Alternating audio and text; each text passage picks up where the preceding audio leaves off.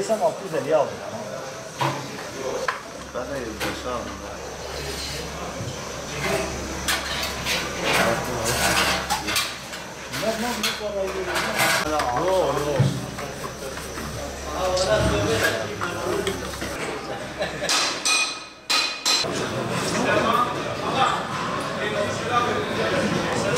Gidiyor böyle ahın suyun içinde de doğumlu ıslah.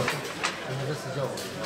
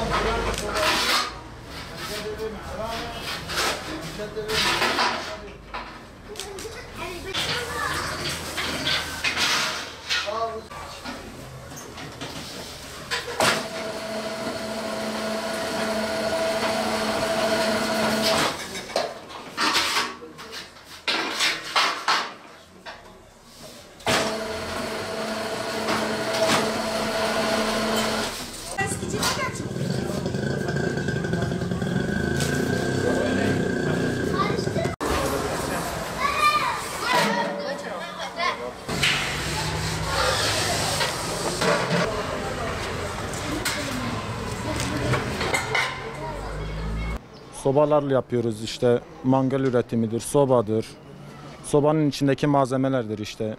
Kışa hazırlık yazın yapıyoruz, kışın satıyoruz. Bu sene işte daha tam soğuk olmadı ama inşallah Allah'ın izniyle biraz daha soğuk olur da sobalar artışı biraz daha artar. İşte doğal gaz falan biraz var, doğal gazlar da gelmiş, bizi biraz etkiledi işte. İşte o da yavaş yavaş genel olarak soba üzerine gidiyor millet, yani çok soba tercih ediyor. Çünkü içeriği daha güzel istiyor. Soba şeyi daha güzel, mesela çayını falan her şeyini iyidir. Eski sobalar daha iyi. Döküm olarak mesela şey olarak daha iyi. Şimdikiler yani biraz daha kalitesi düşmüş. Eskiden az satıyorduk mesela, az yaptığımız için. Şimdi kalitesi var ya, mesela adam kullanıyor 5 sene 10 sene. Şimdikiler kullanıyor 3 sene 4 sene. Yani kalite oranı biraz düşmüş yani. Adam elektriğe takar, elektrik bir gider. Olmaz yani, soba gene 7/24 çalıştırabilirsin. 2 odununu al, daha iyi ısınır, hemen ısınır. Mesela adam takıyor elektriği sabahtan akşama kadar. Ancak yani kendini, odayı güzel yapar. Ama soba bir sefer koyduğun zaman mesela içeriği 10 dakikada hamam gibi yapar. Çocuklar mesela yüzleri bile kızarır sıcaklıktan. Çocuklar bile canlanır.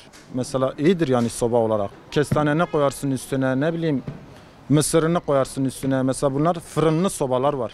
Onlarda yemek yapabilirsin. O gümgümlerini, çayını falan hepsini bırakırsın. Şu anki satışlarımız iyidir yani, çok şükür yani. Gene rızkı veren Allah'tır yani. Gene çalışıyoruz işte, çıkarıyoruz malzemeler. Satışlar bu sene iyidir. Bu sene maşallah, bu sene bayağı bir satışlarımız oldu yani. Geçen sene bayağı bir ayaz vardı yani, soğuk vardı. Geçen sene bayağı bir yani sobalar bayağı bir gitti yani. Bu sene normal, daha hala ayaz gelmemiş, daha hala buzlama, kar gelmemiş. Bu sene mesela sobayı kuruyorlar, mesela soğuk oldu mu yakıyorlar. Yani sobaları hazır. Caddelere falan, binalara, müstakil evlere bile doğalgaz gidiyor yani. O biraz satışlarımız valla biraz düşüyor yani. Kendi evine güzel sobalar alanlar, zaten fırınlı sobalar var. Bildiğimiz kareli sobalar var, yuvarlak sobalar var. Onlar böyle biraz daha fabrika yapısı olarak bize gelen onlardır. Biz onları müşterilere tercih ediyoruz. Yani şu gücüne göre müşterilerimize veriyoruz ha.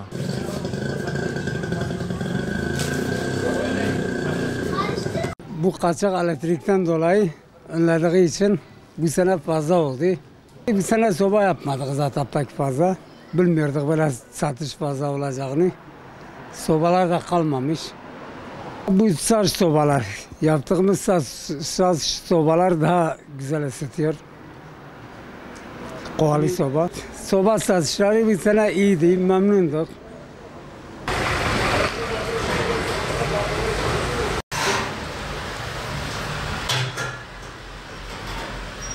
Baba mesleğinden almışım bu işi.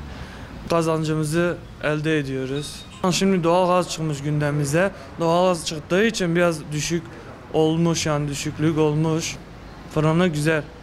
Hem ısınıyorsun hem yemek yapılıyor. Yükleyip nakliyatla getiriyoruz. Kış ayları başlıyor, sezonları Aralık'ta başlıyor. Yazında bitiyor.